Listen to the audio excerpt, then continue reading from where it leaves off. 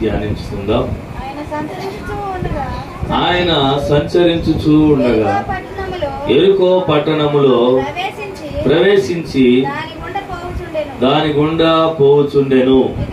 ఇదిగో సుంకపు గుత్తదారుడును ధనవంతుడునైన జక్కయ్య అను పేరు గల ఒకడు యేసు ఎవరో అని చూడగోరెను గాని కొట్టివాడైనందున జనులు గుంపు కూడి ఉండుట వలన చూడలేకపోయేను. చాలండి, చిన్న ప్రార్థన మనం చేసుకుందాం వాక్య భాగం నిమిత్తం.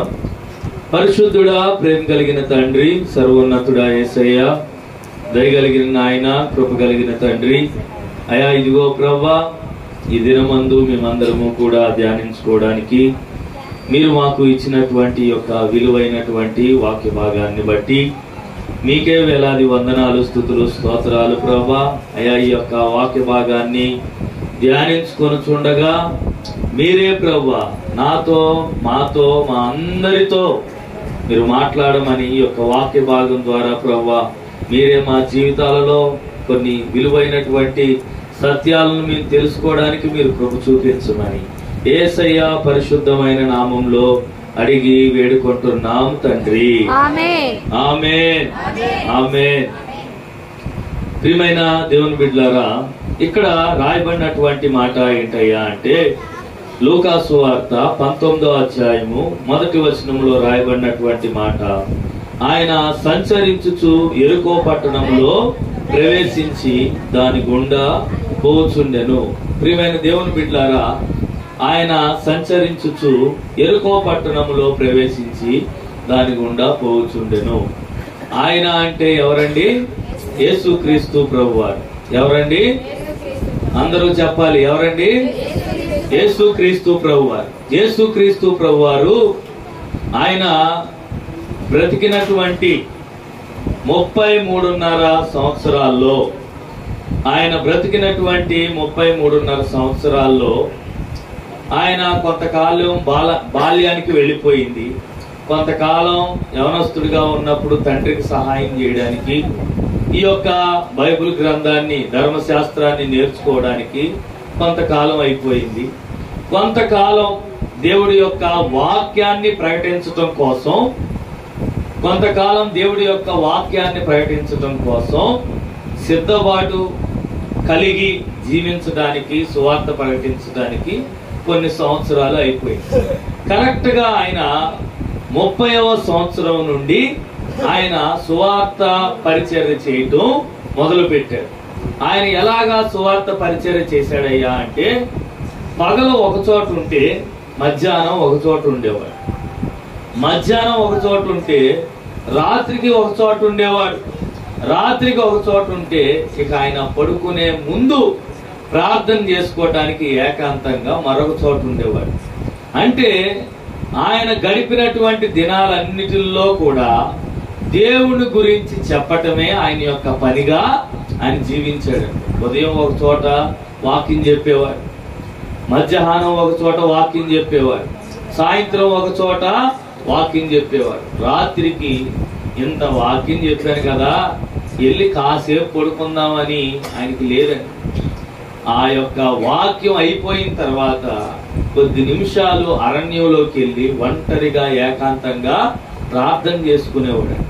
చూడండి ప్రియమైన దేవుని బిడ్డలారా, అంత ఉదయం లేచిన దగ్గర నుంచి రాత్రి పడుకునేంత వరకు కూడా దేవుడి పనిలో నిమగ్నం అయిపోయాడు. ఆయన నిమగ్నం అయిపోయాడు.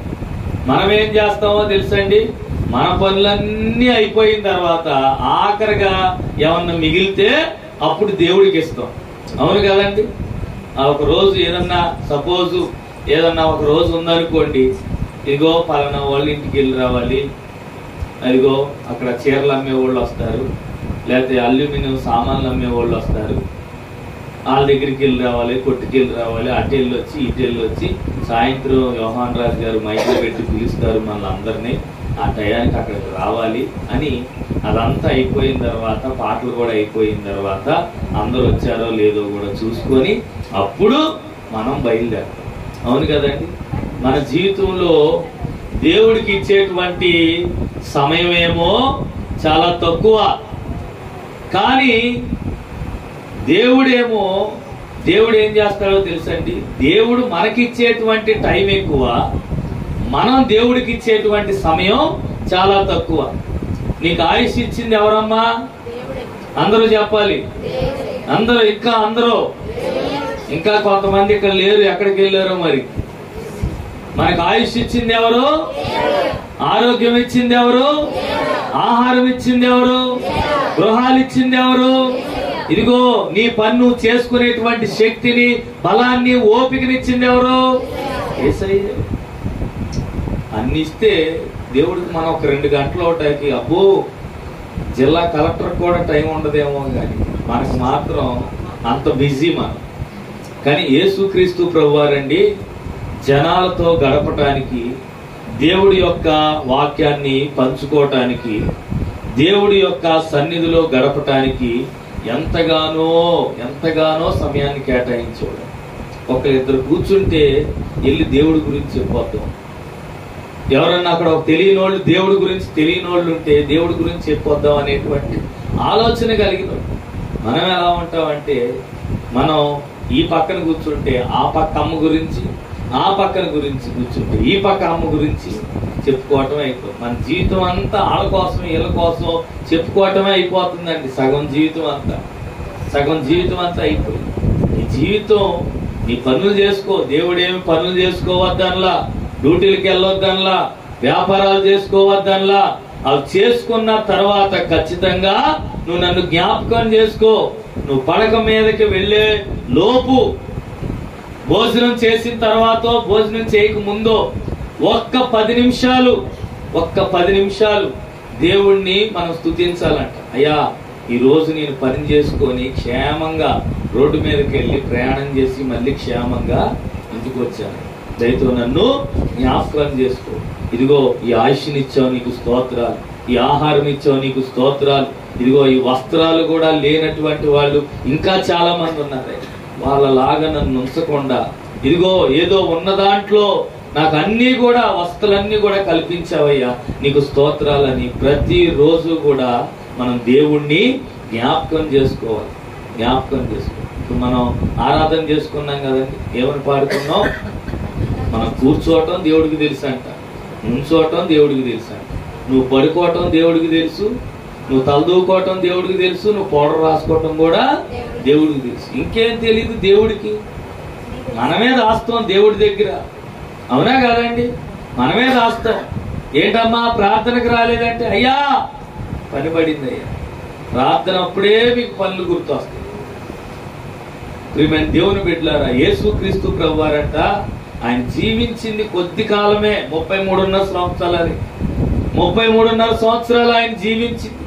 ఆయన జీవించినటువంటి ఆ కాలంలో ఒక మనిషి ఎలా ఉండాలి, ఎలా ఉండకూడదు, ఒక మనిషి ఏం చేయాలి, ఏం చేయకూడదు అనేటువంటి విషయాలన్నిటిని కూడా ఆయన ఈ యొక్క గ్రంథంలో పొందుపరచడం జరిగింది. దేవునికి స్తోత్రం. అలాగే ఒక రోజు ఆయన ఒక ప్రాంతానికి వాక్యం చెప్పడానికి వెళ్తుంటే, మరి ఆ రోజుల్లో బండ్లు లేవు కదండి, ఆ రోజుల్లో బండ్లు లేవు, బైకులు లేవు. వెళ్తే గాడిద మీద వెళ్ళాలి, లేదా గుర్రం మీద వెళ్ళాలి. గాడిద మీద వెళ్ళాడా, గుర్రం మీద వెళ్ళాడా, గొప్ప ధనవంతుడితో సమానం ఆయన. అర్థమవుతుందండి? గాడిద మీద వెళ్ళినా, గుర్రం మీద వెళ్ళినా అబ్బో ఒక గొప్ప ధనవంతుడితో సమానం. ఈయనకేమీ లేవుగా, కాలినడకన అలా వెళ్తున్నాడు.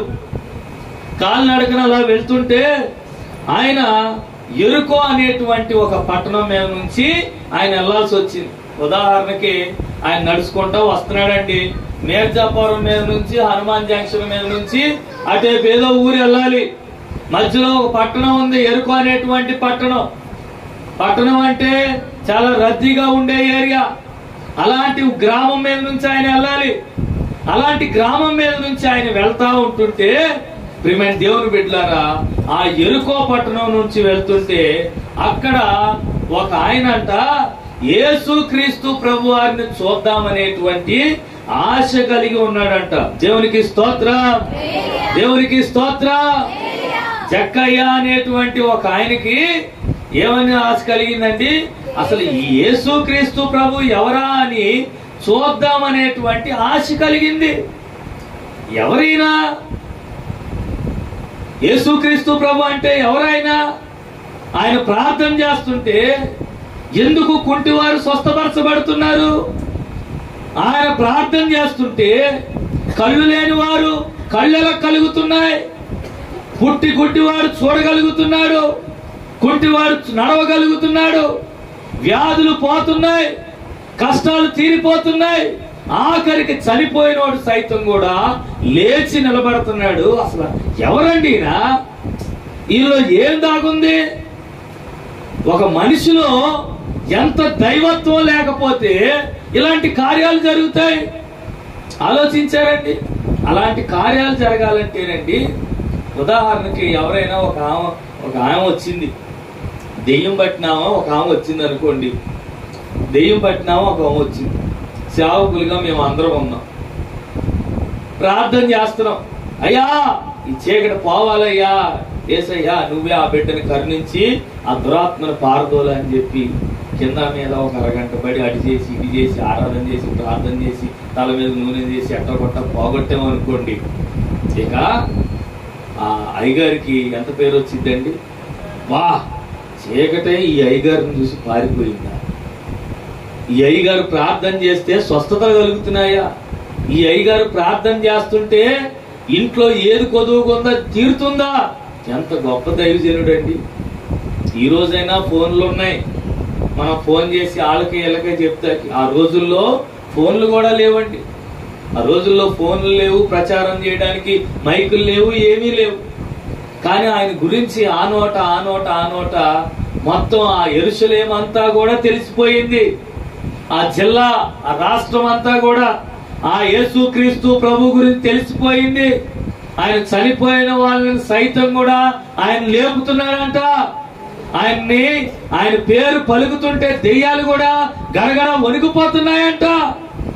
ఎవరు ఆ శక్తి కలిగినటువంటి మనిషి అని చెప్పి ఆయన్ని చూడాలనేటువంటి ఆశ కలిగి ఒక ఆయన, జక్కయ్య గారు అనేటువంటి ఒక ఆయన ఆశ కలిగి ఆయన ఎవరో చూద్దామని చెప్పి ఆ రోడ్డుని వెళ్తుంటే ఆ రోడ్డు పక్కన నేను కూడా నిలబడతా అని ఆశ కలిగి ఉన్నాడు.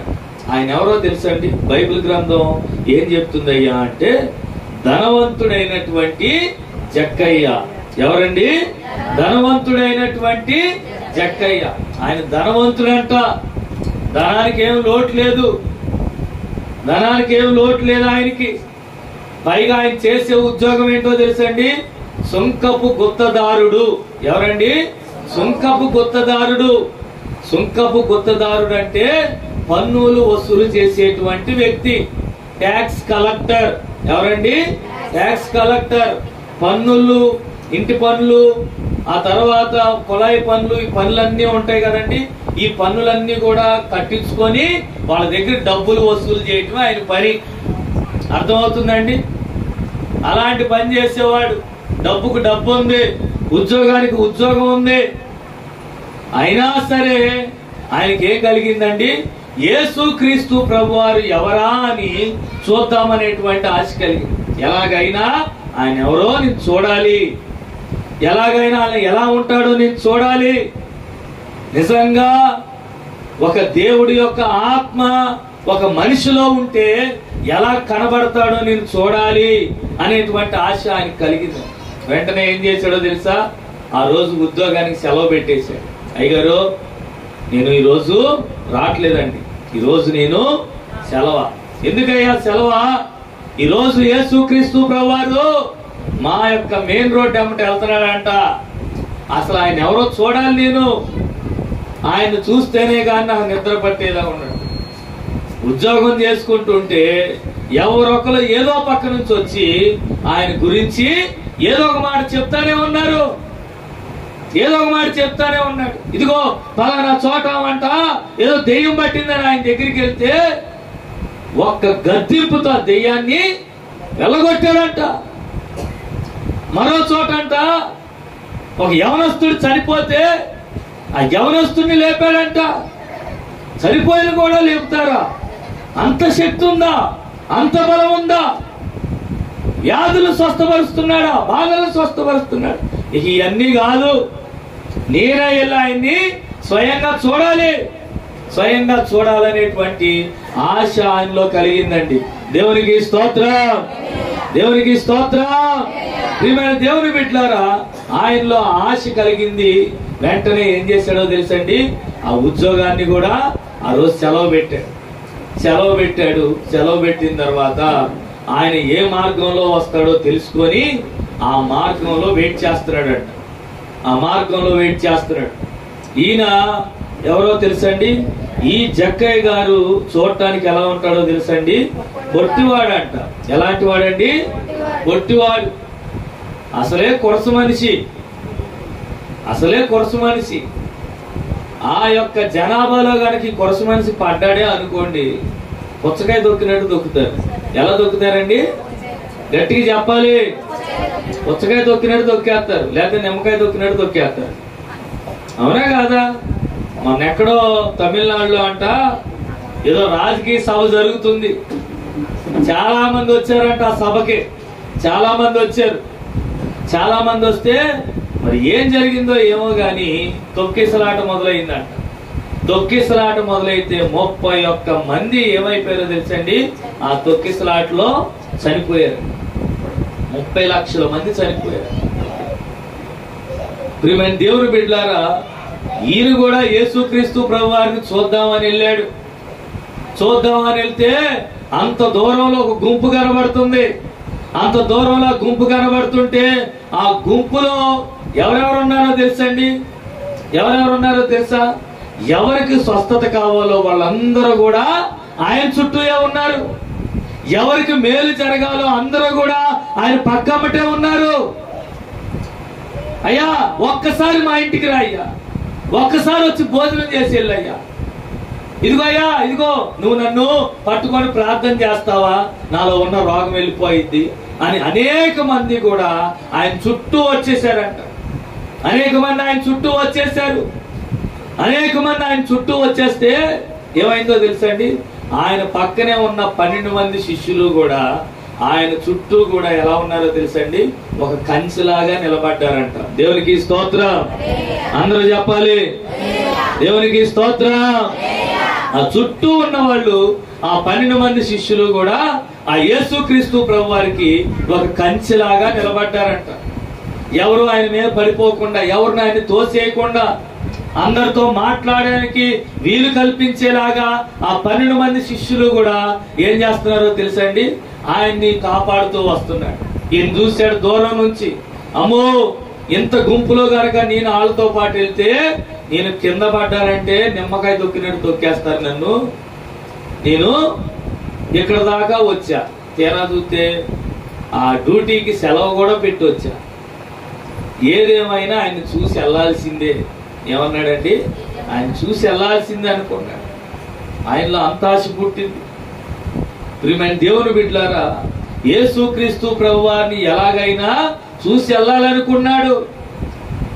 ప్రియమైన దేవుని బిడ్డలారా, దేవుని దగ్గర నువ్వు కార్యం చూడాలనేటువంటి పట్టుదల నీకుంటే, దేవుడి దగ్గర ఏదైనా సాధించాలనేటువంటి ఆ యొక్క ప్రార్థన అనుభవం నీకుంటే, ప్రియమైన దేవుని బిడ్డలారా, దేవుడు ఎంత దూరంలో ఉన్నా సరే దాన్ని ఏం చేస్తాడో తెలుసండి, నీ దగ్గరికే తీసుకొస్తాడండి. దేవునికి స్తోత్రం, దేవునికి స్తోత్రం.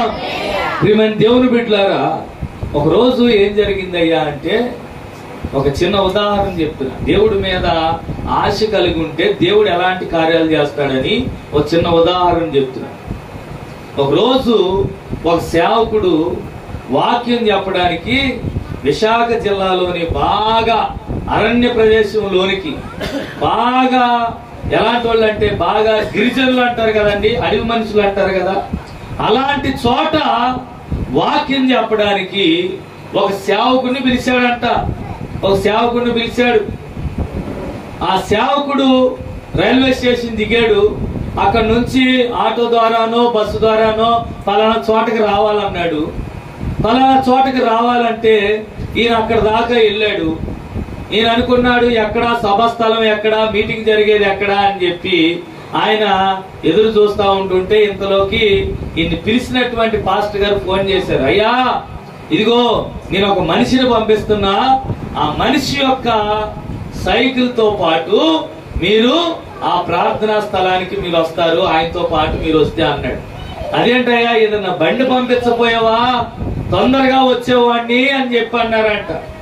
అంటే వాళ్ళు ఏమన్నారో తెలుసండి, అయ్యా బండి కూడా వచ్చే పరిస్థితి లేదు, గత 3 రోజులుగా కురిసినటువంటి వర్షాలకి ఈ తుఫాన్లకి ఆ యొక్క బండి నడిచేటువంటి అవకాశం కూడా పోయింది, ఇదిగో సైకిలే మనకి ఇప్పుడు దాని ద్వారానే మాత్రమే అక్కడికి రాగలం, వేరే అవకాశం ఏమి లేదయ్యా అన్నాడు. సరే అని చెప్పి మీరు లేట్ చేయకుండా వచ్చేయండి అయ్యా, సూర్యుడు దిగిపోయే లోపల వచ్చేసేయాలి, మీరు చాలా చీకటి ప్రాంతం అడవి ప్రాంతం అని చెప్పి అన్నాడు. సరే అని చెప్పి ఏం చేశాడో తెలుసండి, సరే అని చెప్పి వెళ్ళాడంట. 7 గంటలు అయింది, 7 గంటలకే అక్కడ ప్రార్థన ప్రారంభించేశారు, 8 గంటలకే వాక్యం ఇచ్చేశారు, 9 గంటలకు వాక్యం అయిపోయింది, ప్రార్థన చేసేసాడు, సభ అంతా ముగిసిపోయింది. ఇక ఆయన ఏదో చిన్న భోజనం చేసేసి వచ్చేసాడు. వచ్చేసేస్తుంటే మళ్ళీ ఆ సైకిల్ ద్వారానే రావాలిగా. సుమారు టైం ఎంత అయిందో తెలుసండి, 10:30, 11 అయింది. ఎంత అయిందండి? 10:30, 11 అయింది. ఈ మధ్యలో మళ్ళీ తిరిగి వెళ్ళాలి, సిటీకి రావాలి. సిటీకి రావాలంటే మళ్ళీ ఎలాగండి, ఆ సైకిల్ ద్వారానే ఆయన రావాలండి. దేవునికి స్తోత్ర, అందరూ చెప్పాలి, దేవునికి స్తోత్ర. మళ్ళీ ఆ సైకిల్ ద్వారానే మళ్ళీ తిరిగి ఆయన రావాలి. ఈయన ఆ కుర్రాడు పంపించాడు, ఆ సేవకుడి ఆ సైకిల్ మీద ఎక్కాడు, మెల్లంగా తొక్కుకుంటా వస్తుంటే ఏమైందో తెలుసండి, మధ్యలో పంచర్ పడిందండి. ఏమైందండి? మధ్యలో పంచర్ పడింది. అయ్యగారు పంచర్ పడింది, ఇక్కడ నుంచి మనం ముందుకు వెళ్ళలేము, ఇక్కడ ఈ చీకట్లో ఏది జరగకూడదో అదే జరిగింది, ఇక మీరు దేవుడికి ప్రార్థన చేయండి, అయితే మనం ఇక్కడ నుంచి వెనక్కి వెళ్ళిపోవాలి, లేకపోతే ఇక్కడ నుంచి ముందుకు వెళ్ళిపోవాలి, ఇక్కడ ఉండకూడదండి అన్నాడంట. యా అడవి మృగాలు వస్తాయా అంటే లేదు లేదు అయ్యగారు, మరి ఇంకేంటయ్యా భయం, అంతకంటే ప్రమాదం అయింది ఈ ఏరియాలో ఉంది అన్నాడు. ఏంటయ్యా ప్రమాదం అన్నాడు. అయ్యా ఈ టైంలో నక్సలైట్లు తిరిగే టైం అయ్యా ఇది, వాళ్ళు కాకుండా నక్సలైట్లు కాకుండా ఇంకో నరమాత్రుడు ఎవడైనా కనబడ్డాడో పొద్దునికల్లాడు శవమేనయ్యా అన్నాడు. ఓరు బాబు ఇదేంట్రా బాబు, వాక్యం చెప్దామని తీసుకొచ్చి ఇలాంటి నక్సలైట్ ఏరియాలో పడేశారని చెప్పి ఆ పాస్టర్ గారు భయపడిపోయాడు. ఏమైపోయాడండి? భయపడిపోయాడు.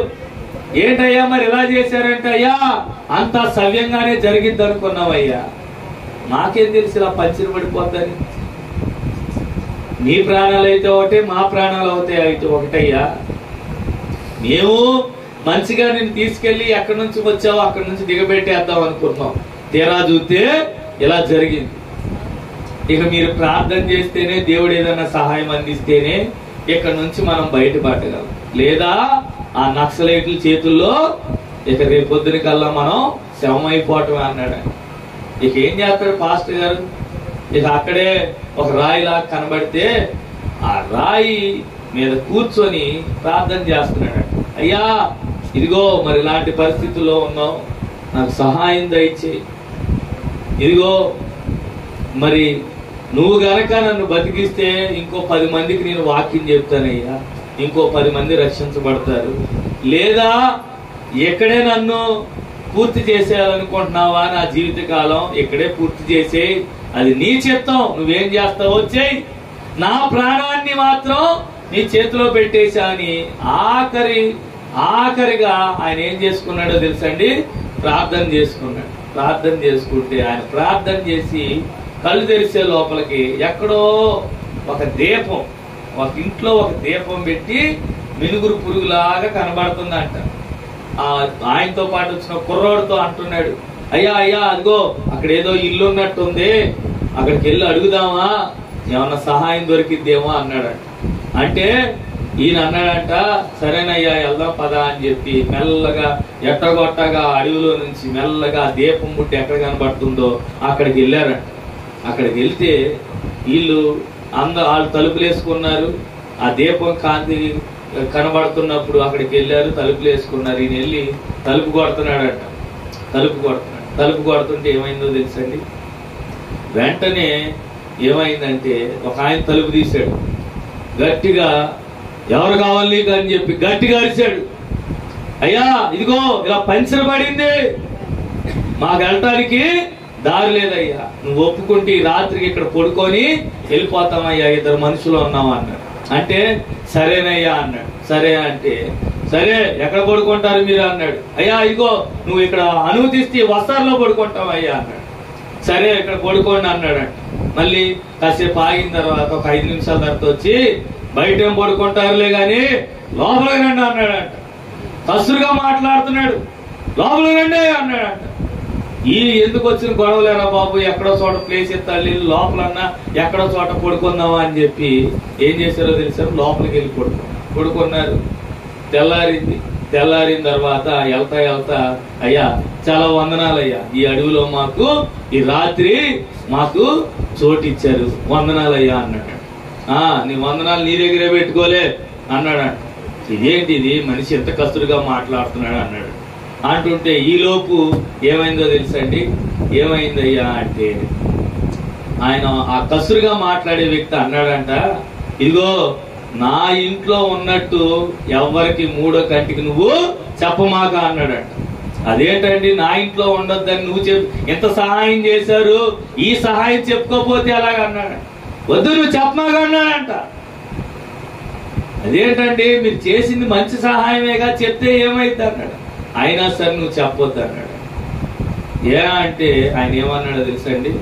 ఇగో పోలీసులు ఎదుగుతున్న నక్సలైట్ ని నేనే, నా తల మీద 10 లక్షలు ఉంది, నన్ను పట్టించిన వాళ్ళకి 10 లక్షల రివార్డు కూడా ఉందని చెప్పి ఆయన ఆ మాట చెప్పేసరికల్లా వీళ్ళకి ఇంకా భయం వేసేసిందండి.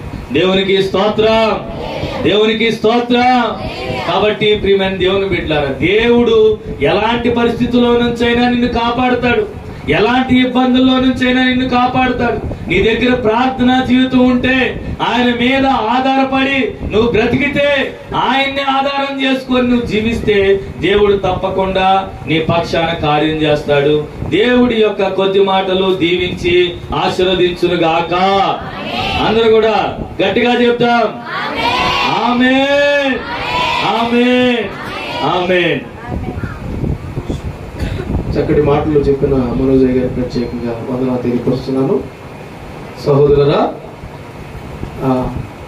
మన మధ్యలో జోయిల్ తమ్ముడు గారు అనేక చోట్ల బహుబలంగా వాడబడుతున్నారు.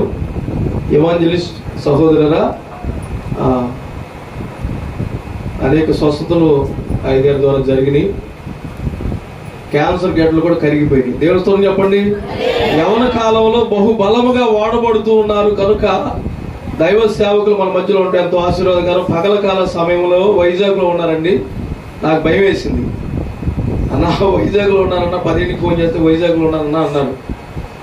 నేను ఎట్టి పరిస్థితుల్లో 9-8:30 లోపు ఉంటానన్నా అన్నారు. అలాగే దేవుడురా ఆయన అక్కడ నుంచి రావడం జరిగింది. ఒక్కసారి చప్పులు కొట్టి అయ్యగారిని ఆహ్వానిద్దాం. జోయిల్ అయ్యగారికి సమయాన్ని అప్పగిస్తున్నాను. మనం వాక్యం శ్రద్ధగా ఉందాం. పిల్లలు అటు తిరగడం వాకండి.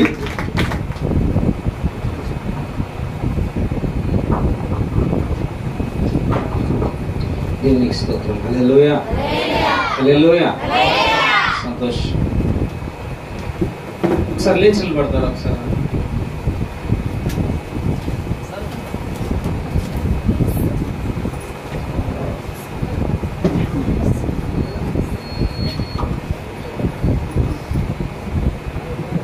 అందరూ ఒకసారి 2 చేతులు పైకెత్తి ఒక్క నిమిషం కళ్ళు మూసుకుందాం. దయచేసి అందరూ 1 నిమిషం చేతులు పైకెత్తి కళ్ళు మూసుకుందాం.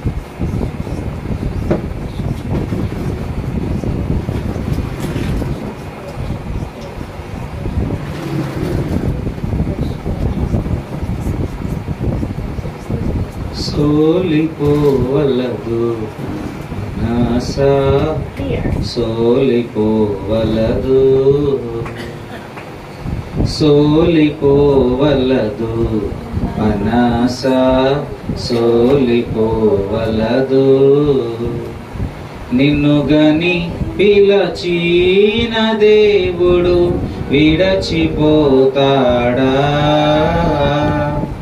నిన్ను గని పిలచిన దేవుడు విడచిపోతాడా సోలిపోవలదు అనాస సోలిపోవలదు శోధనను జయించినాచు భాగ్యవంతుడవు పడాలి శోధనను జయించినాచు భాగ్యవంతుడవు జీవ కిరీటం మోయువేళ ఎంతో సంతోషమో జీవ కిరీటం మోయువేళ ఎంతో సంతోషం సోలిపోవలదు మనస సోలిపోవలదు సోలిపోవలదు మనస సోలిపోవలదు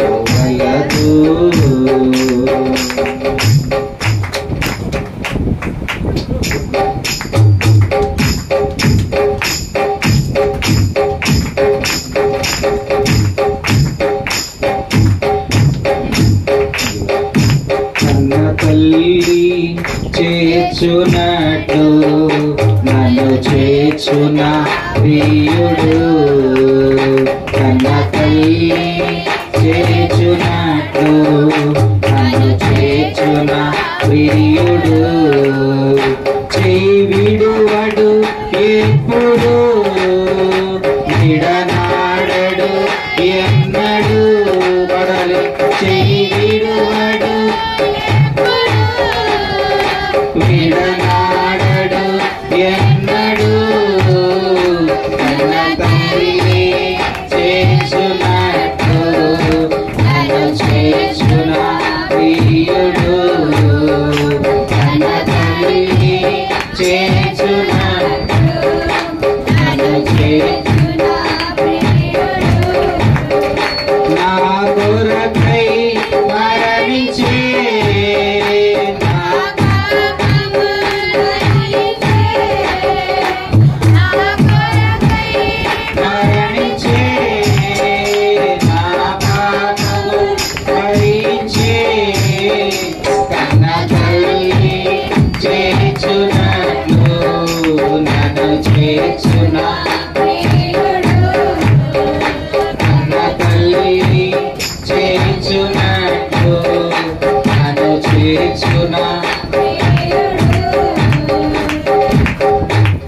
మహాపరిశుద్ధ మహాగణుడు యేసయ్యాని పాదాలకి వందనాలు చెల్లిస్తున్నాను రాజా.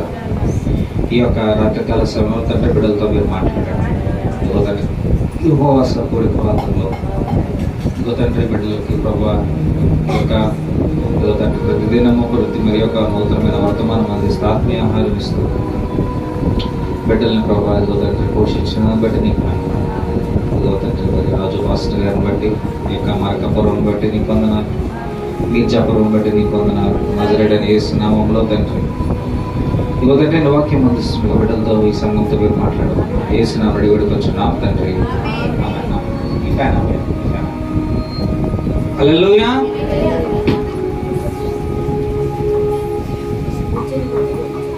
హల్లెలూయా. ఇది ఉంటే నాకు వాళ్ళు కనపడట్లేదు.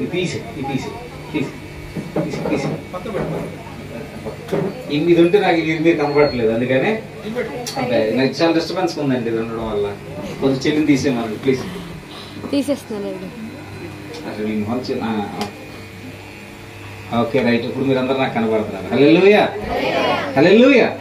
అదే రెండోసారి మరి నేను ఇక్కడ రావడం నాకు చాలా సంతోషం. మొట్టమొదటిసారి పోయిన సంవత్సరం డిసెంబర్లో సెమీ క్రిస్మస్కి వచ్చాను. హల్లెలూయా.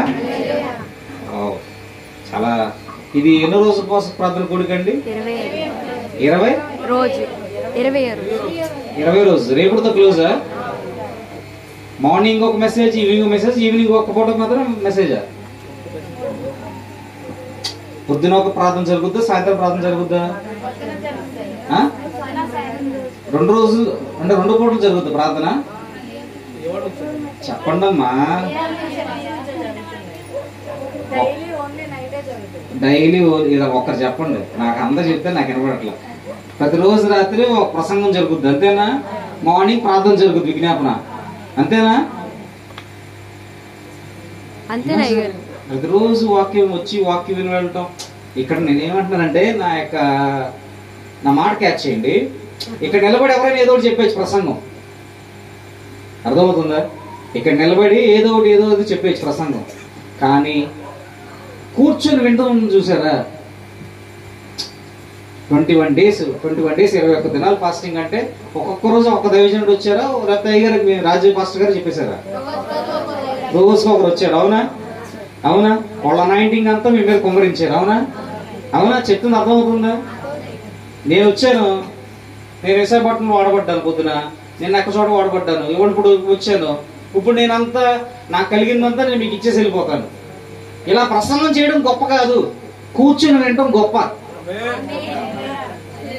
అర్థమవుతుందా? మీరు ధన్యులండి, నిజంగా మీరు చాలా గొప్ప వాళ్ళు. నిజంగా ఇలాంటి వాళ్ళు నేను ఎక్కడా చూడాల. నిజంగా నేను కనీసం నవ్వకుండా అవ్వట్లేదు, ఈరోజు నిజంగా చెప్తున్నా. ఎందుకంటే 21 days లో 20 రోజులు నైట్ ఏదో ఒక ప్రసంగం చెప్తారు, 20 వర్తమానాలు విని ఆ థియాలజీ, ఈ థియాలజీ, ఆ సబ్జెక్ట్, ఆ మర్మం, ఈ మిస్టరీ అయిని ఇప్పుడు నేను వచ్చాను, ఇప్పుడు నేనేదో కొత్తది చెప్తాను. మీరు చాలా ఆసక్తితో ఏం చెప్తారా అని ఇంత కూర్చున్నారు చూసారా? మీరు నిజంగా వేసే బిడ్డలు మీరు గొప్పవాళ్ళు. హల్లెలూయా, హల్లెలూయా. రాజు పాస్టర్ గారిని బట్టి నాకు ప్రత్యేక వందనాలు. రాజు పాస్టర్ గారికి నాకున్న అనుబంధం మరి పోయిన సంవత్సరం నవంబర్ నెలలో ప్రారంభమైంది. ఫైర్ కాన్ఫరెన్స్ మదనపల్లిలో అయ్యగారు అక్కడ పరిచయం అయ్యారు. అక్కడ పరిచయం అయిన అయ్యగారు అక్కడ స్టార్ట్ అయిన సహవాసం. ఇప్పటికి అయ్యగారులో ఉన్న గొప్పతనం ఏంటంటే, రాజు పాస్టర్ ఉన్న అయ్యగారులో ఉన్న గొప్పతనం ఏంటంటే చాలా తగ్గింపు కలిగిన దైవజనుడు. యథార్థత నేను చూసింది ఏంటంటే యథార్థంగా ఉంటారు, జెన్యూన్. దేవునికి యథార్థత కలిగి, మన దేవుడు ఎవరంటే నీతిని యథార్థతను కోరుకునే దేవుడు. హల్లెలూయా, హల్లెలూయా. ఏదన్నా మాట ఏదైనా వచ్చినప్పుడు, తక్కువ ఎంకరేజ్ మాట వచ్చినప్పుడు మీరు అలా చూస్తా కూర్చున్నారు అనుకోండి, అలా చూస్తా కూర్చోండి, నేను బండి వేసుకుని మా ఇంటికి వెళ్ళిపోతాను, సరేనా? అలా వెంటనే తక్కువని అయ్యగారి గురించి చెప్పిన, దేవుడి గురించి గొప్పతనం గురించి చెప్పిన మీరేం చేయాలి? చప్పట్లు కొట్టాలి. హల్లెలూయా. కమాన్, గట్టిగా చప్పట్లు కొడుకు దేవాదేవుని మైండ్ పడతారు. తర్వాత కూడా ఇంకేమనాలి తెలుసా? నోటితో ఏమనాలి? ఆమేన్ అనాలి. హల్లెలూయా. అంటే దాని అర్థం ఏంటి? అవునుగాక, వాళ్ళు జరిగిన మేలు నా జీవితంలో, నా కుటుంబంలో జరుగును గాక, అట్లా చెప్తూ చక్కగా సంతోషంగా చప్పట్లు కొట్టాలి. అంతేగాని నిజంగా 20 రోజులు ఉపవాసం ఉన్నారా మీరు? 20 రోజులు ఉపవాసం ఉన్నాం, వదిలితే ఆకలితో ఉన్నాం, వదిలితే బయట ఏదైనా దొరికితే తినేసేలాగా ఉన్నాం అన్నట్టు చూడమాకండి, సరేనా? దేవుడు. సో రాజు పాస్టర్ గారు యథార్థత, నీతి కోరుకునే ఒక దైవజనుడు. అదేవిధంగా నేను ఎప్పుడు ఫోన్ చేసినా పలానా పని ఉందంటే వెంటనే అందుబాటులో ఉన్న దైవజనుడు రాజు పాస్టర్ గారు. అన్నలు చూసింది ఏంటంటే ఫెయిత్, విశ్వాసం చాలా స్ట్రాంగ్ గా ఉంటుంది. ఇప్పుడు ఎట్లా అంటే, ఇప్పుడు మనం సభలు పెట్టుకుంటాం, 3 రోజులు సభలు పెట్టుకుంటాం. నేను సభలు పెడుతున్నా, సభలు పెడుతున్నప్పుడు ఇక్కడ ఏదన్నా మనకి చాలా అవసరం. సభలు అంటే మాటల సౌండ్ సిస్టమ్ తీసుకురావాలి, క్యాబ్, మనం ఏదన్నా ఒక గడ్డి పుల్ల తీయాలన్నా రూపాయి అక్కడ పెట్టాల్సిందే, ఏదన్నా ఇటు నుంచి ఇటు కదపాలన్నా డబ్బు అక్కడ పెట్టాల్సిందే. నేను వాక్యంలోకి వెళ్ళిపోతున్నాను, మన గురించి చెప్తున్నాను. అట్లా ఆయన జీవితంలో నేను చూసిన ఈ యొక్క అర్థం. సౌండ్ సిస్టమ్ తెప్పించాలన్నా, ప్యాడ్ కొట్టాలన్నా, కీబోర్డ్ పెట్టాలన్నా, మ్యాట్ వేయాలన్నా, చైర్ వేయాలన్నా, దేంతో? ఏసీ తీసుకొస్తారు. ఏసీ తర్వాత మనకి ఏం కావాలి? ఇప్పుడు మీటింగ్ పెట్టాలంటే మనీ కావాలి. అక్కడ ఆల్మోస్ట్ 1 లక్ష రూపాయలు డబ్బు కావాలి. నేనైతే సమకూర్చుకుంటా, ఒక సంవత్సరం నుంచి 500 దాసి, 1000 దాసి, 8 దాసి, 10 దాసి సమకూర్చుకుంటా. కానీ ఈ దైవజనులు ఉన్న ప్రత్యేకత ఏంటంటే దేవుడు ఉన్నాడు, నాకు దేవుడు చూసుకుంటాడని చెప్పి ఆ మీటింగ్లో అడుగు పెడతాడు అంతే. ఆ 3 దినాలు సక్సెస్ అయిపోతుంది మీటింగ్.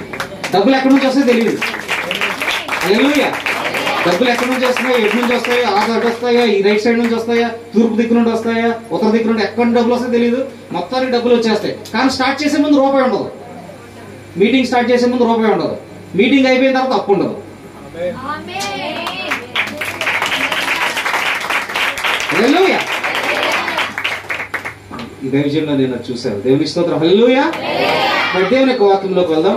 యెషయా గ్రంథం 44వ అధ్యాయం.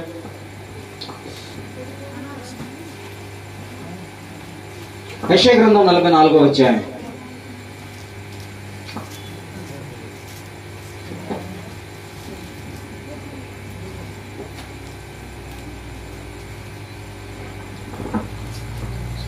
యెషయా గ్రంథం 44వ అధ్యాయం 3వ వచనం. నేను ఒక చదవాలి. నేను దప్పిగల వారి మీద నీళ్లను, ఎండిన భూమి మీద ప్రవాహ జలములను కుమ్మరించదను. నీ సంతతి మీద నా ఆత్మను కుమ్మరించదను. నీకు పుట్టిన వారిని నేను ఆశీర్వదించదను. హల్లెలూయా. హల్లెలూయా. ఇశ్రాయేల్ ప్రజలు చాలా జాగ్రత్తగారండి. ఇశ్రాయేల్ ప్రజలు ఒకసారి ఏం చేశారంటే ఉపవాసం ఉండి ప్రార్థన చేస్తున్నారు. ఉపవాసం ఉండి ప్రార్థన చేస్తున్నారు. మోకరించి ప్రార్థన చేస్తున్నారు, ఏడుస్తూ ప్రార్థన చేస్తున్నారు, కన్నీరు కారుస్తున్నారు, బూడిద పోసుకుని ఏడుస్తున్నారు, ఉంచొని ప్రార్థన చేస్తున్నారు, పడుకొని ఏడుస్తున్నారు, సాష్టాంగ పడి ఏడుస్తున్నారు, ఉపవాసంలో ప్రార్థన చేస్తున్నారు, కన్నీరు కారుస్తున్నారు. వెంటనే దేవుడు వాళ్ళ మొర ఆలకించి దేవుడు అక్కడికి ఒక ప్రవక్తను పంపించాడు. చాలా జాగ్రత్తగా అక్కడ ఒక ప్రవక్తను పంపించి, అరే మీరు ఎందుకు ఏడుస్తున్నారు? మీ ఏడుపు గల కారణం ఏంటి? పర్వతంలో తొలిగిపోయినా, మెట్టదల్లినా దేవుని కృప విడిచిపెట్టదు. స్త్రీతనం కనిన బిడ్డను మర్చిపోదేమో, నేను మిమ్మల్ని మిరవనంటున్నాడు. ఆయన అరచేతులు చెక్కి ఇలాగ ఓదార్చి మాటలు చెప్పేసి వెళ్ళిపోయాడు ప్రవక్త.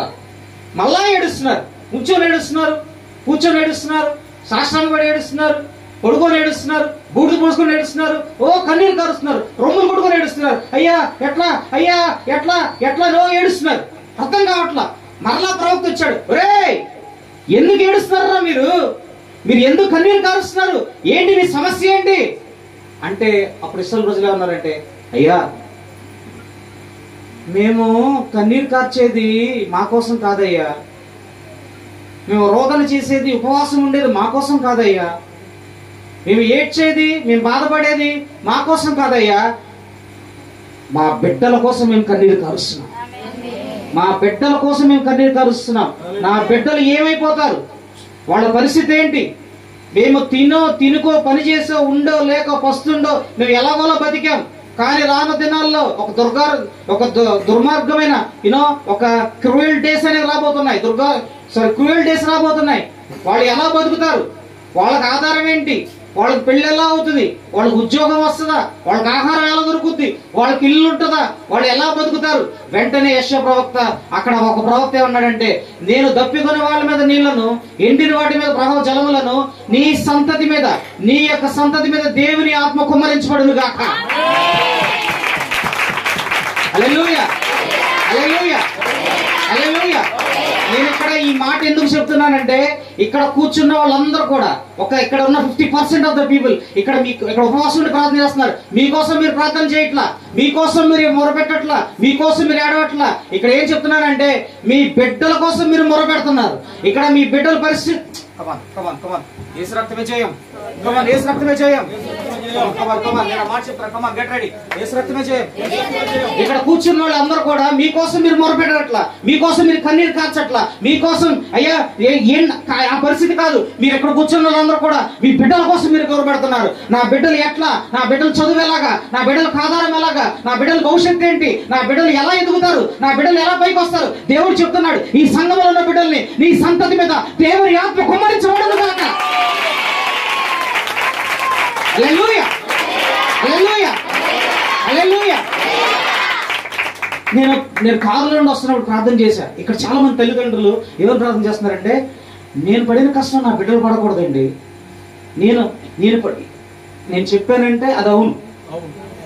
నేను కార్చిన కన్నీరు నా బిడ్డలు పడకూడదు, నేను పడిన కష్టం నా బిడ్డలు పడకూడదు, నేను పడిన శ్రమలు నా బిడ్డలు పడకూడదు. దేవుడు చెప్తున్నాడు, దేవుని ఆత్మ చెప్తుంది, నీ బిడ్డలను దేవుడు ఉన్నతమైన స్థలంలో ఇక్కడ మాత్రమే కాదు ఇతర దేశాల్లో నా దేవుడిని బిడ్డలు స్థిరపరచును గాక.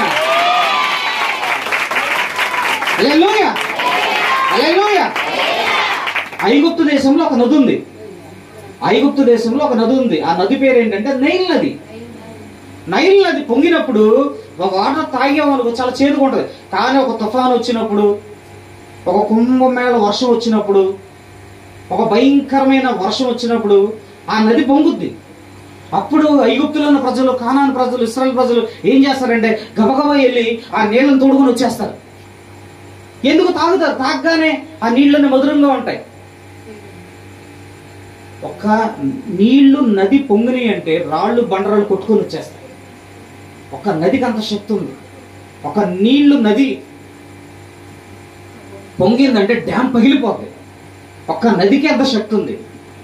ఒక్క నదికి అంత శక్తి ఉంటే పరిశుద్ధాత్మ దేవుడు జీవ జల నదులాగా నీ మీదకి, నీ కుటుంబం మీదకి, నీ బిడ్డల మీదకి రాగానే నీ బిడ్డలు ఈ మీర్జాపురంలో పట్టణంలో, లేకపోతే చిన్న ఏలూరులో, లేకపోతే విజయవాడలో కాదు, నీ బిడ్డలు ఇతర దేశాల్లో నా దేవుడు స్థిరపడేలా చేస్తాడు. హల్లెలూయా, హల్లెలూయా. నీ దప్పిగల వాళ్ళ మీద నీళ్లను, ఎండిన వాటి మీద ప్రవాహ జలములను, నీ సంతతి మీద నా ఆత్మ కుమ్మరించబడును గాక. నా మొదటి మాట, first point, the word thirsty. యెషయా గ్రంథం 44:3 నీళ్లను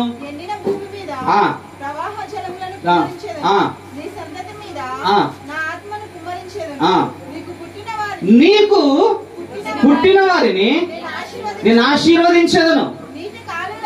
చాలు. ఇక్కడ ఒక మాట ఉంది, ఒక అద్భుతమైన మాట. ఏం చెప్తారా? చెప్పండి. ఏంటి?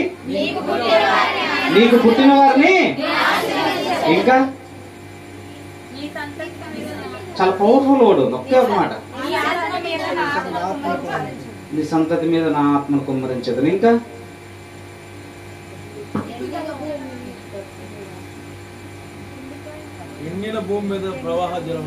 ఎండిపోయిన భూమి మీద, ఇంకా లాస్ట్ చివరికి దానికి వచ్చారు. ఇంకా హల్లెలూయా, హల్లెలూయా. ఇక్కడ ఒక అద్భుతమైన మాట ఉంది. అది ఏంటంటే ద వర్డ్ థర్స్టీ, దప్పిక. ఏదైనా మనం ప్రార్థన చేసామంటే దప్పికతో ప్రార్థన చేయాలి. హల్లెలూయా. బా, ఏం ప్రజలండి మీరు! వాక్యం చెప్తుంటే ఎంత ఆసక్తిగా విన్నారేంటండి మీరు! నిజంగా వాళ్ళ చాలా ఇంట్రెస్ట్గా ఉన్నారండి. ఎక్కడేం లేదు, నేను చూడలా. ఒకవేళ సెల్ ఫోన్ తీసుకొని చూస్తా కూర్చుంటారు, ఎప్పుడో తలగొక్కుంటా కూర్చుంటారు. మీరు మాత్రం నేను చెప్తుంటే అలాగే వస్తున్నారా? చెప్పు చెప్పు.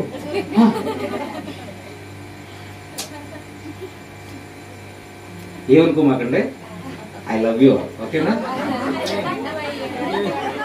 నాకు ఇక్కడ నుంచి మీర్జాపురం సంఘం నా ఫేవరెట్ ఎక్కాయి. Hallelujah, hallelujah. The word thirsty, దప్పిక. ఏదైనా మనం ప్రార్థన చేసామంటే దప్పికతో ప్రార్థన చేయాలి, థర్స్టీతో ప్రార్థన చేయాలి. అంటే ఏదో ప్రార్థన చేస్తాం, ప్రభా ఏసే అప్పులు తీర్చు ప్రభా అని ఒకరోజు ప్రార్థన చేసి వదిలేకూడదు. ఆ అప్పు పోయేదాకా ప్రార్థన చేయాలి. ఏసయ్య నా పరిస్థితి ఇది, నాకు ఉద్యోగం లేదు, నాకు గవర్నమెంట్ జాబ్ కావాలి అని ఒకరోజు ప్రార్థన చేస్తే కుదరదు. అది వచ్చేదాకా ప్రార్థన చేయాలి. హల్లెలూయా. దప్పిక. ఇప్పుడు ఎబ్బేజు ఉన్నాడు. ఎబ్బేజు ఇశ్రాయేల్ దేవుని గురించి తెలుసుకొని, నువ్వు నా సరిహద్దులు విశాలపరచు, నువ్వు నన్ను నిశ్చయంగా ఆశీర్వదించు, కీడు రాకుండా నన్ను తప్పించు, ఇలా 4 అంశాలు పెట్టి ప్రార్థన చేశాడు. అంటే అక్కడ తెలుగు బైబిల్ వర్షన్ చెప్తుంది, ఎబ్బేజు ఒకసారి ఇలా ప్రార్థన చేశాడు, దేవుడు ఒకసారి అలా ఇచ్చేసాడు. ఇంగ్లీష్ బైబిల్ వర్షన్ చెప్తుంది, ఎబ్బేజు ప్రార్థన చేశాడు, ఒక రోజు కాదు, వచ్చేదాకా ప్రార్థన చేశాడు. హల్లెలూయా, హల్లెలూయా. నువ్వు ఏదైనా ప్రార్థన చేసావా, ఏదైనా నువ్వు దేని గురించి మొరపెట్టడం స్టార్ట్ చేసావా, అది జరిగి అయిపోయేంత వరకు నువ్వు ప్రార్థన చేయాలి. తప్పికతో ప్రార్థన చేయాలి. బైబిల్లో హన్నా ఉంది, ఫెనిన్నా తన తోడుకోడలో ఉంది. ఫెనిన్నాకేమో పిల్లలు ఉన్నారు, హన్నాకేమో పిల్లలు లేరు. ఫెనిన్నాకి 6-7 పిల్లలు పుట్టారు. ఫెనిన్నాకి ఒక పిల్లలు కూడా లేరు. ప్రార్థన చేసింది ఒకరోజు, రెండోసారి ప్రార్థన చేసింది, పిల్లలు లేరు. మూడోసారి ప్రార్థన చేసింది, పిల్లలు లేరు. అనుకుంది ఇక ప్రార్థన చేసి అలసిపోయాం కదా, ఇక నాకు పిల్లలు లేరు కదా, పెళ్ళిన మా తోడుకోళ్ళ పిల్లలే, ఆడపిల్లలే నా పిల్లలు, నా పిల్లలే ఆడపిల్లలు అనుకుంది. ఆడపిల్ల నా పిల్ల అలా అనుకొని ఆ పిల్లల్ని ఎత్తుకొని ఇద్దరు ముగ్గురు దత్తత తీసుకుందాం అనుకుందేమో. పెంచుకుంటుంది, ఇద్దరు పిల్లల్ని తీసుకుని ముద్దు పెట్టుకుంటుంది. బాగున్నావురా, నీకు ఇది పెడతాను రా బాబాయ్, సుందరంగా ఉన్నారంటే తన ఫ్రెండ్ అన్నాని సూటిపోటి మాటలతో గుచ్చి ఏడిపించడం స్టార్ట్ చేసింది. నీ బతికింతే, నువ్వు శాపగ్రస్తురాలివి, నీకు పిల్లలు పుట్టరు.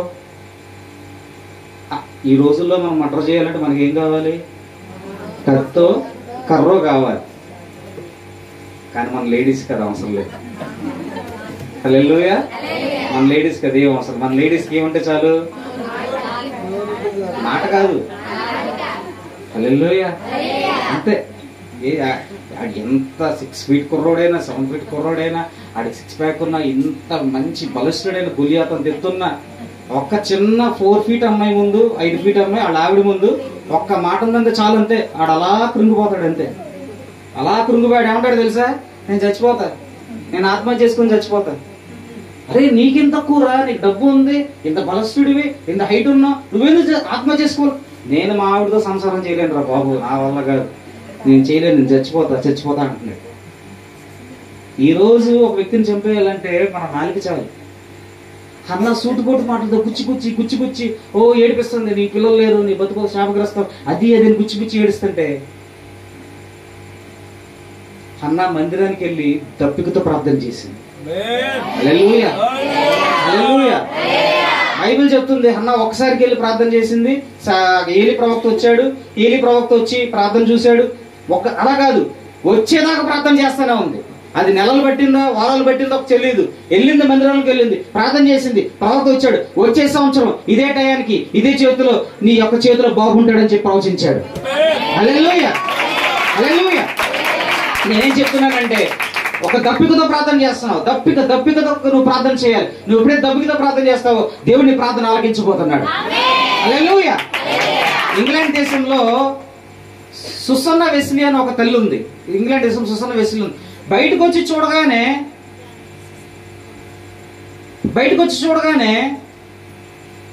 ఇంగ్లాండ్ దేశం అంటే ఇప్పుడు కాదు, 18వ సంవత్సరంలో ఆ టైంలో జరిగింది. బయట చూడగానే ఇటు పాపవశాలలో, ఇటు బార్ షాపులు, ఇటు పాపవశాలలు, ప్రతి వీధిలో 4 పాపవశాలలు, ప్రతి వీధిలో 4 బార్ షాపులు. వెంటనే ఆ రోజుల్లో స్త్రీలు లేచి నిలబడి ప్రసంగం చేయడానికి ఛాన్స్ లేదు, అవకాశం లేదు. స్త్రీలు నిలబడి ప్రసంగం చేయడానికి అవకాశం లేదు, ఛాన్స్ లేదు. అంతే, దప్పికతో ప్రార్థన చేసింది. అయ్యా నా వల్ల కాలేంది, నా వల్ల చేయలేంది, అయ్యా నా బిడ్డలు చేయాలయ్యా, నా బిడ్డలు చూడాలయ్యా, నా బిడ్డలు చేయాలయ్యా అని చెప్పి దప్పికతో ప్రార్థన చేసింది. అంతే. సుసన్న వెస్లీకి 9 మంది పిల్లలు, అందులో 2 బిడ్డలు దేవుడు లేపుకున్నాడు. ఒక వ్యక్తి పేరు ఎవరంటే జాన్ వెస్లీ, ఒక వ్యక్తి ఎవరంటే చార్ల్స్ వెస్లీ. ఈ జాన్ వెస్లీ వెళ్ళి ప్రార్థన చేయగానే ప్రతి బార్ షాపులు కూడా దేవుని మందిరంలోగా మారిపోయింది. ఈ చార్ల్స్ వెస్లీ వెళ్ళి ప్రార్థన చేయగానే ప్రతి పాపస్థానాలు కూడా దేవుని ప్రేట్ హౌస్ గా మారిపోయింది. హల్లెలూయా, హల్లెలూయా, హల్లెలూయా. నీకు పుట్టిన వారిని నా దేవుడు ఆశీర్వదించును గాక. నేనేం చెప్తున్నానంటే, నువ్వు చూడలేంది, నువ్వు చేయలేంది, నీ వల్ల కాలేంది, రాను దినాల్లో నీ బిడ్డలు నీ యొక్క వాగ్దానాన్ని దేవుడు నెరవేర్చును గాక. హల్లెలూయా, హల్లెలూయా. నేను జీసస్ కాల్స్ లో ఎక్కువగా వాకింగ్ చెప్తూ ఉంటా. జీసస్ కాల్స్ ప్రేట్ హౌస్ ఎక్కువ వాకింగ్ చెప్తూ ఉంటా. ఈ జీసస్ కాల్స్ ప్రేట్ హౌస్ ఎక్కువగా వాకింగ్ చెప్తూ ఉంటున్నప్పుడు దేవుడు మేనేజర్ గారి ద్వారా నాకు ఒక వాకింగ్ చెప్పమని దేవుడు నన్ను విశాఖపట్నం అనకాపల్లి పంపించారు. అనకాపల్లి దగ్గర విశాఖపట్నం ప్రేట్ హౌస్ దగ్గరికి పంపించగానే అక్కడ వాక్యం బాగా చెప్పారు, దేవుడు బాగా వాడుకున్నాడు. వాక్యం అయిపోయిన తర్వాత ఇలాగ ఇప్పుడు ఇక్కడికి వచ్చాను. వాక్యం అయిపోయిన తర్వాత మనకు భోజనాలు ఉంటాయి. నాకు కూడా భోజనానికి ఏమంటారంటే, తమ్ముడు భోజనం ఇక్కడ కాదు, మనం ఒక అంకుల్ వాళ్ళ ఇంటికి వెళ్తున్నాం, మన అంకుల్ వాళ్ళ ఇంటికి వెళ్ళి మనం భోజనం చేయబోతున్నాం అన్నారు. సరే అన్న. ఆ అంకుల్ వాళ్ళ ఇంటికి వెళ్ళగానే 2 అంతస్తులు పెద్ద డూప్లెక్స్ బిల్డింగ్, చాలా ఫర్నిచర్ అంతా చాలా నిజంగా ఇల్లు బయట ఒకలాగా ఉంది, లోపల చాలా జాగ్రత్త. ఇల్లు బయట ఒకలాగా ఉంది, లోపల ఒకలాగా ఉంది. లోపలికి వెళ్ళి కూర్చున్న ఫర్నిచర్ అంతా కూడా చాలా అద్భుతంగా బాబా సూపర్ ఉందండి, చాలా చాలా చాలా బాగుంది. అసలు ఎంత బాగుందంటే అంత బాగుంది. నాకు సోఫా బాగా నచ్చింది. నాకు ఎక్కడైనా ఇంటికి వెళ్ళినప్పుడు సోఫా మెత్తగా ఉందనుకోండి, అక్కడే పడుకుని పోతాను. కొంచెం నాకు సోఫా అంటే చాలా ఇష్టం. నాకు అడిగి కూర్చున్న చక్క స్ప్రింగ్ యాక్షన్ లాగా బాగుంది. వెంటనే ఒక అంకుల్ గారు వచ్చారు. తమ్ముడు వందనాలు తమ్ముడు అన్నాడు. అన్న ప్రైజ్ లార్డ్ అన్న, బాగున్నారు అన్న అన్నారు. వాక్యం బాగా చాలా బాగుంది తమ్ముడు, ప్రవచనం అది బాగా చెప్పావు అంటే దేవుడి కృప నేసే కృప నాదేం లేదన్న, అలా అనొద్దన్న ప్లీజ్, నేను అలా అంటే నాకు గర్వం వస్తుంది, అలా వద్దన్న, అలా ఆ మాట అనొద్దన్న అన్న. సరే అన్న చాలా బాగుందన్న, ఇల్లు చాలా బాగుంది, మీరు ఏం చేస్తారన్నా అన్న. బాక్స్ ఇల్లు చాలా బాగుంది, 2 బిల్డింగ్ ఎంత అయిందన్న అంటే అయింది తమ్ముడు 1.5 దాకా అయింది. 1.5 అయిందన్న. ఓకే ఏంటన్నా మీరు ఏం చేస్తారన్నా అంటే నాకు ఇంట్రెస్ట్, ఏం చేస్తారు, ఎలా సంపాదించే డబ్బు అంటే నేను కూడా బిజినెస్ మ్యాన్ కదా, ఆ బిజినెస్ పెట్టుకుందాం. ఏం చేశారన్నా, ఎట్లాగా మీరు ఎలా సంపాదించారంటే ఆయన ఏమన్నాడు తెలుసా, తమ్ముడు నేనేం చేస్తున్నా అంటే నేను ఒక లారీ డ్రైవర్ని తమ్ముడు అన్నాడు. లారీ డ్రైవరా? లారీ డ్రైవర్ అయ్యండి ఈ 2 కోట్ల బిల్డింగ్ ఎలా కట్టారన్నా అంటే ఆయన చెప్పిన సాక్ష్యం ఆ రోజు రాత్రి నాకు అన్నం తినబుద్దావు. ఆ రోజు ఆయన చెప్పిన సాక్ష్యం ఏంటంటే, తమ్ముడు నేను ఒక లారీ డ్రైవర్ని, నా పెద్ద కొడుకు 5వ తరగతిలో ఉన్నప్పుడు, నా 2వ కొడుకు 3వ తరగతిలో ఉన్నప్పుడు, నా చిన్న కూతురు ఎల్కేజీలో ఉన్నప్పుడు మీ ఆంటీ గారు నన్ను వదిలేసి వేరే వాడితో వెళ్ళిపోయారు.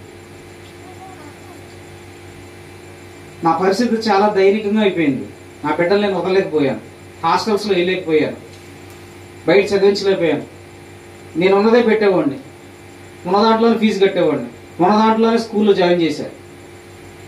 పెంకుడిల్లో డొక్కు కొంపలో ఉన్నప్పుడు, వర్షం పడుతున్నప్పుడు, ఆ ఇల్లు కారిపోతున్నప్పుడు నా బిడ్డలు నేను ఒక మూలకు తీసుకెళ్ళిపోయి అక్కడ చాపేసి, అప్పుడు ఆ పెంకుడిల్లో వర్షం కారిపోతూ ఉండేది, కింద నుంచి వచ్చి నా పాపను తేలుకుట్టింది. ఇలా భయంకర శ్రమలు అనిపించాం. అప్పుడు తేలుకుట్టినప్పుడు నా పాప తేలుకుట్టినప్పుడు ఆ పాప గజగజగజలాడుతున్నప్పుడు ఆ తేలు మందు కొనడానికి కూడా నా దగ్గర డబ్బులు లేవు. ఆ టైంలో నేను కుంకుడుకాయలు పగలగొట్టి ఆ కుంకుడుకాయలు ఉన్న పప్పు నా బిడ్డకు పెట్టి, ముగ్గురిని పడుకోబెట్టి దాని కాలు కట్టి నేను మోకరించి నా బిడ్డల మీద ఇలా ప్రార్థన చేశాను. నేను చూడలేని దీవెనలు, నేను ఎక్కలేని ఎత్తైన కొండ, నేను ఎక్కలేని ఎత్తైన ఆశీర్వాదాలు, నేను చూడలేని యొక్క ఆశీర్వాదాలు, నేను చేయలేనిది రాను దినాల్లో నా బిడ్డలు చేయాలని ప్రార్థన చేశాను. హల్లెలూయా, హల్లెలూయా. నేను అనుకున్నా ఓకే వెరీ గుడ్ అన్న, ఏ తల్లిదండ్రులు బిడ్డల కోసం ప్రార్థన చేస్తారు, ఏమయ్యారన్నా నీ బిడ్డలు అంటే. పెద్ద కొడుకు వచ్చాడు. పెద్ద కొడుకు వచ్చి ఏమన్నాడంటే, తమ్ముడు నా పేరు స్టీవెన్, నేను ఒక MBBS మెడికల్ డాక్టర్ని అని చెప్పాడు. హల్లెలూయా. 2వ వ్యక్తి వచ్చాడు, అన్న మీరేం చేస్తారంటే నేను ఒక కంపెనీకి CEO అని చెప్పాడు. CEO అంటే తెలుసా, నెలకి జీతం 20 లక్షలు CEO అంటే. పెద్ద కొడుకేమో డాక్టర్, చిన్న కొడుకేమో CEO. 3వ అమ్మాయి వచ్చింది. ఇప్పుడు చెప్తున్న మాట మీరు ఆమెనని, నేను ఈ చెప్తున్న మాట మీరు ఆమెనని గట్టిగా చప్పట్లు కొట్టాలి. ఈ ఆశీర్వాదం మీకు మీ కుటుంబానికి కలుగును కాక. ఈ బ్లెస్సింగ్ నండి. 3వ అమ్మాయి వచ్చింది. నేనన్నా మామూలుగా షార్ట్గానే ఉంది, సంథింగ్ షార్ట్గా ఉంది. అక్క మీరేం చేస్తారు అక్క అంటే ఆమె ఏమని తెలుసా, నేను ఈ జిల్లాకి ఒక IAS అధికారి, ఒక కలెక్టర్ ఈ జిల్లాకి నేను. హల్లెలూయా, హల్లెలూయా, హల్లెలూయా. ఒక లారీ డ్రైవర్ బిడ్డల్ని దేవుడు దీవించినప్పుడు, ఈ రోజు ఉపవాస ప్రార్థన అయిపోగానే నా తండ్రి, నా యేసయ్య నిన్ను, నీ కుటుంబాన్ని, నీ బిడ్డలు కూడా నా దేవుడు ఆశీర్వదించును గాక. హల్లెలూయా, హల్లెలూయా. దప్పికొన్న వాళ్ళ మీద నీళ్లను, ఎండిన వాటి మీద ప్రవాహ జలములను, నీ సంతతి మీద నా ఆత్మ కుమ్మరించబడును గాక.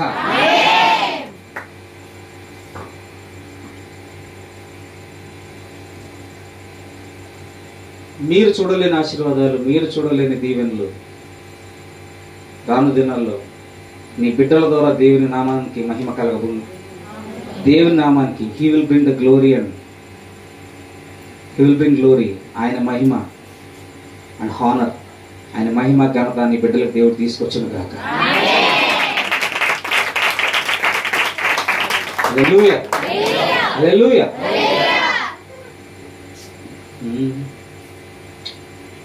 Thank you holy spirit. Thank you Jesus.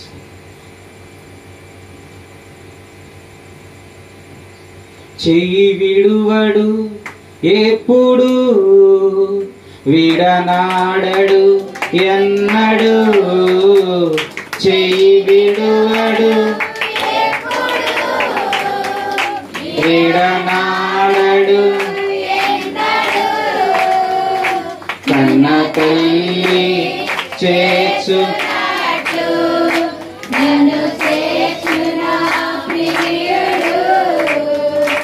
కన్న తల్లి చేర్చు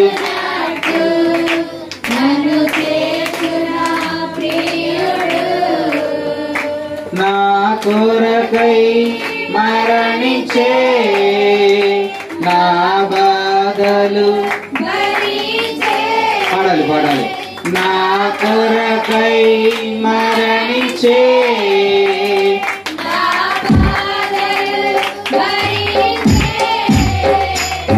నా తల్లి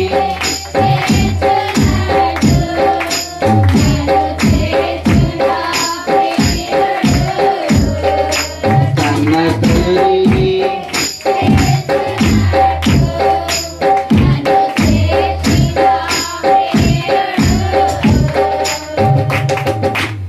హల్లెలూయా హల్లెలూయా. ఏమండి ఇంకో చెప్పనా, ఇంకో మాట చెప్పనా? చెప్పనా వద్దా? ఇంకెంతసేపు చెప్పను? పైగా నాకు టైం ఇచ్చారు. మీరు సార్లు వచ్చేదాకా ఉంటారా?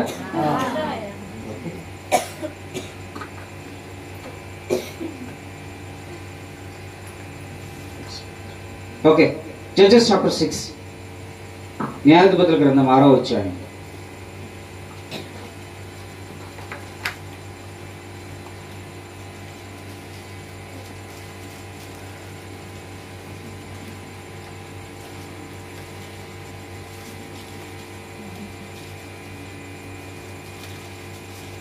పదకొండవ వచనం. యెహోవా దూత వచ్చి ఆ, అబ్రీహేజ్యుడైన ఆ, యోవాషునకు ఆ.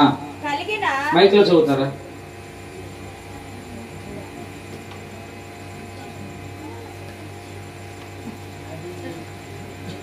న్యాయాధిపతుల గ్రంథం 6వ అధ్యాయం 11వ వచనం. యెహోవా దూత వచ్చి యెహోవా దూత వచ్చి అబ్రీయోజుడైన యోవాషునకు కలిగిన ఓఫ్రాలోనే మస్తా వృక్షము క్రింద కూర్చుండెను. యెహోవాషు కుమారుడైన యావాషు కుమారుడైన గిద్యోను మిద్యోనీయులకు మరుగై ఉండినట్లు గానుగ చోటున గోధుమలను దొళ్ళగొట్టుచు ఉండగా యెహోవా దూత అతనికి కనబడి పరాక్రమము గల బాలాజ్యుడా యెహోవా నీకు తోడై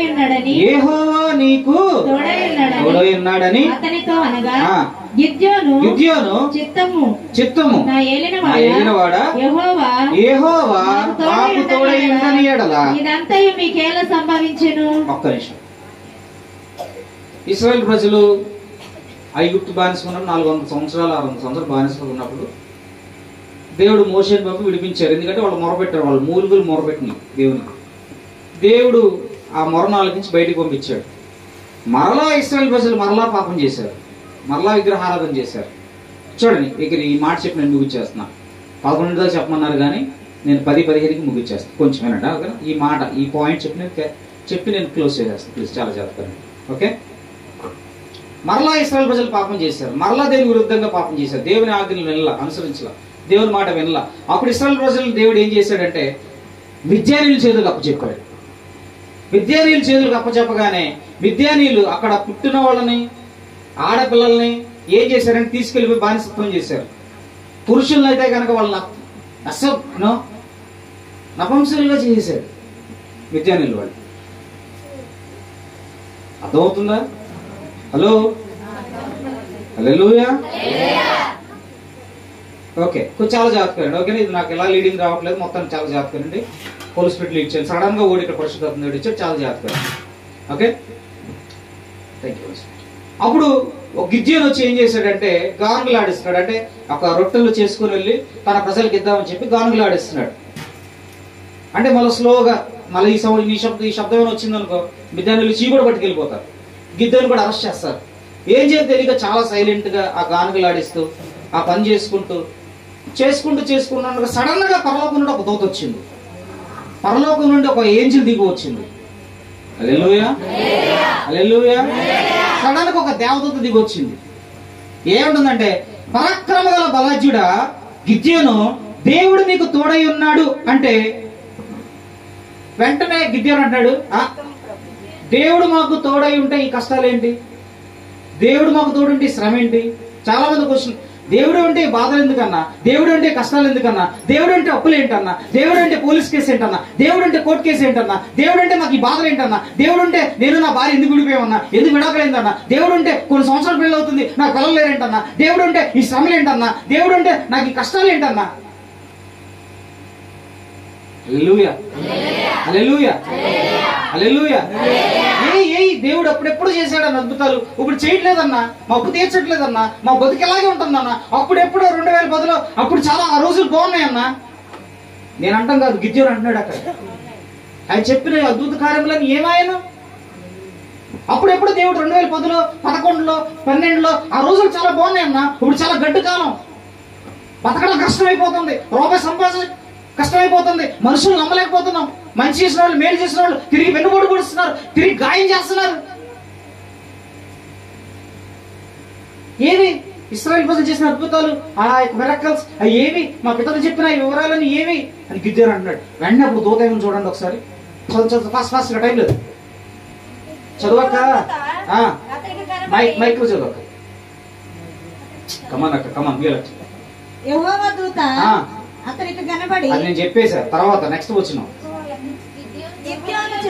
చిత్తగించుము, యెహోవా మాకు తోడై ఉండని ఎడల ఇదంతయు మీకేలా సంభవించెను?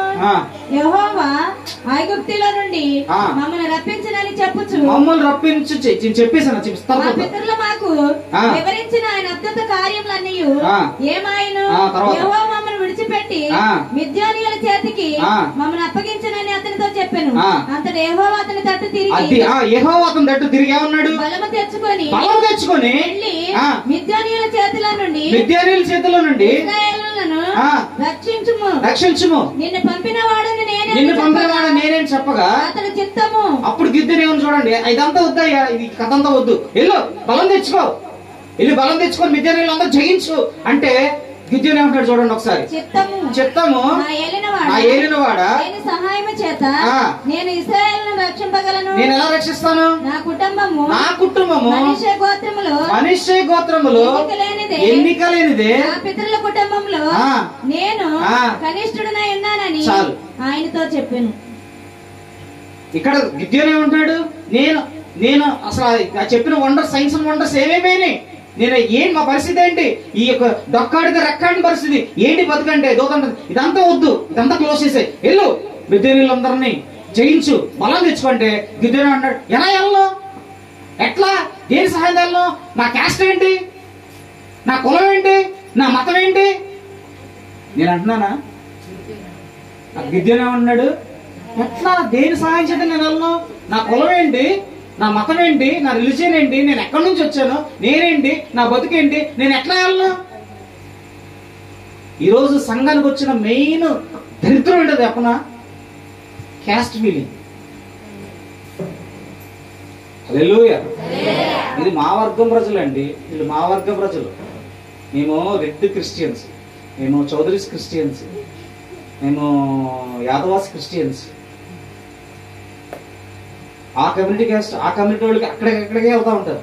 ఇది ఒక మెయిన్ మైనస్ క్రిస్టియానిటీకి పెట్టిన ఒక దరిద్రం. హల్లెలూయా, హల్లెలూయా. పెళ్లి సంబంధాలు చూస్తున్నారా? చూస్తున్నామండి. ఎలాంటి సంబంధం చూడాలంటే, యేసయ్యని నమ్ముకొని పరిశుద్ధాత్మ చేత నింపబడి ఆ అమ్మాయిని మాత్రం సంబంధం చూస్తారేమో అని ఎక్కడైనా వింటారు.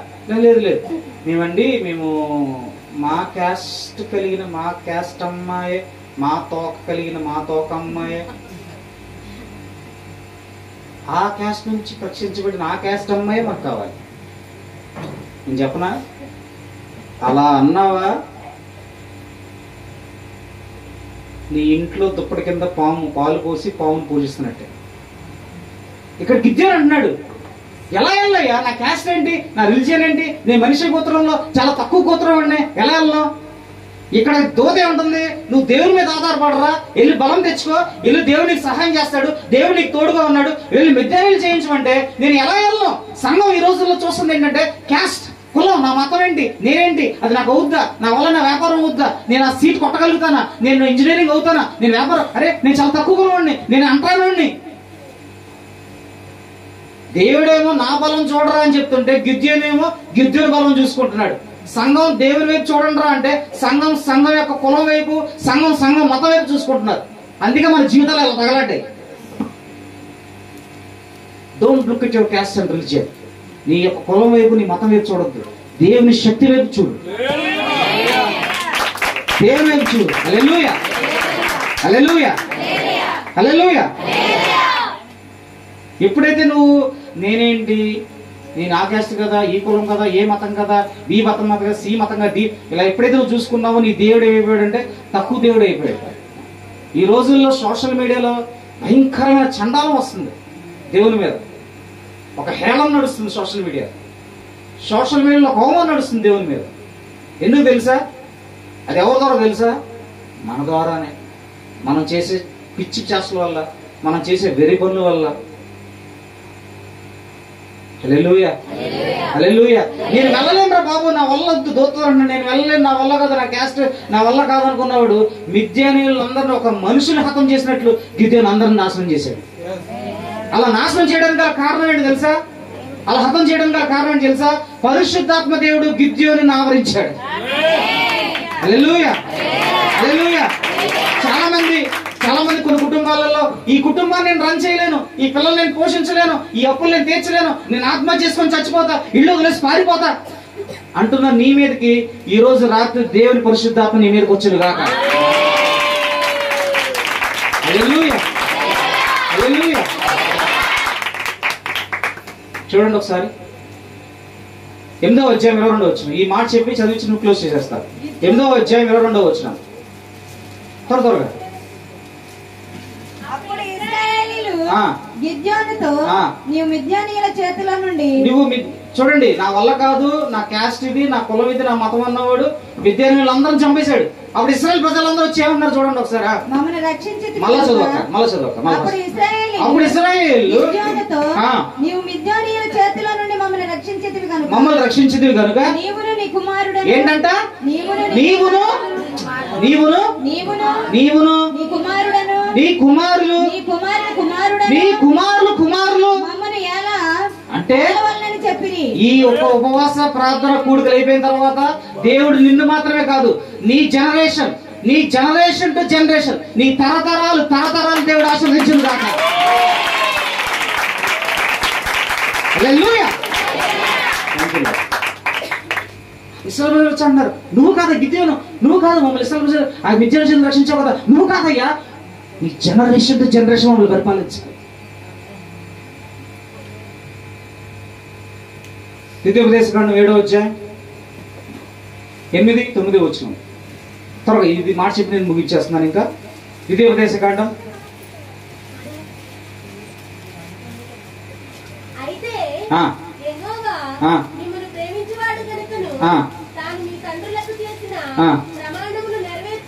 ద్వితీయోపదేశకాండం 7వ అధ్యాయం ఒక్క నిమిషం చెల్లి.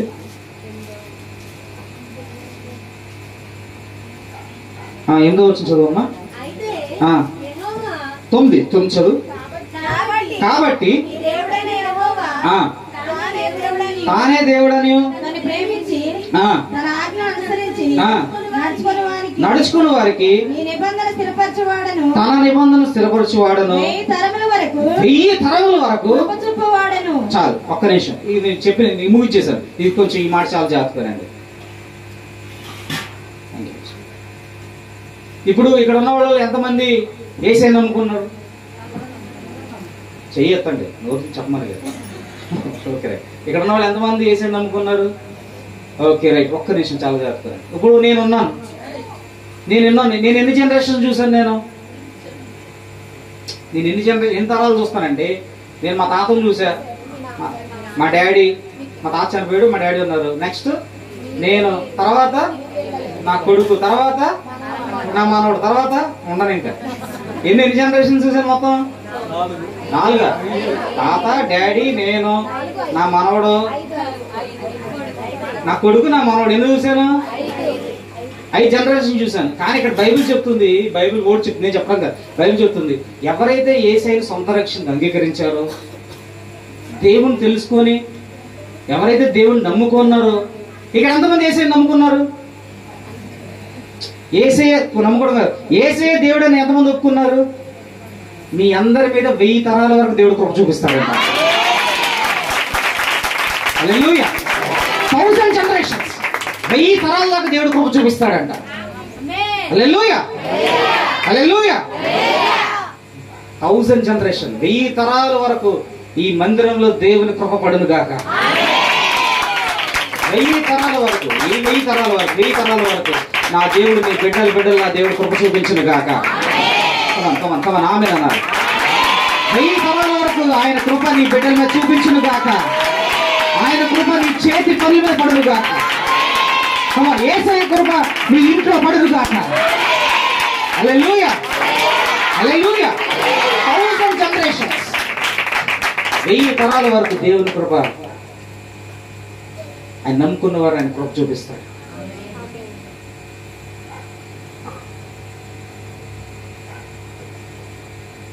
నీకు పుట్టిన వారిని నా దేవుడు ఆశీర్వదించును గాక.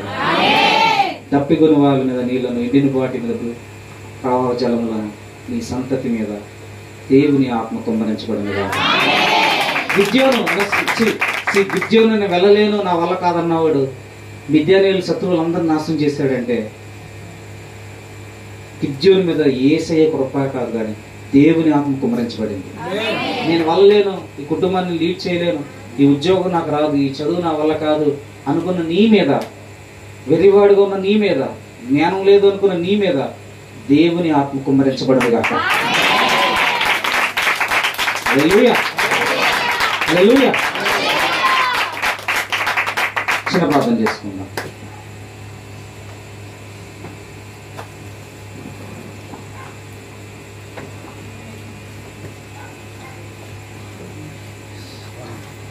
వీలైతే ఒక్కసారి మోకరిస్తారా? ఒక్కసారి మోకరిస్తారా ప్లీజ్? ఒకసారి మోకరించలేకపోతే దయచేసి ఉంచోండి. మోకరించడం నా వల్ల కాదనుకుంటే దయచేసి ఉంచోండి. ఒక్క నిమిషం, నేను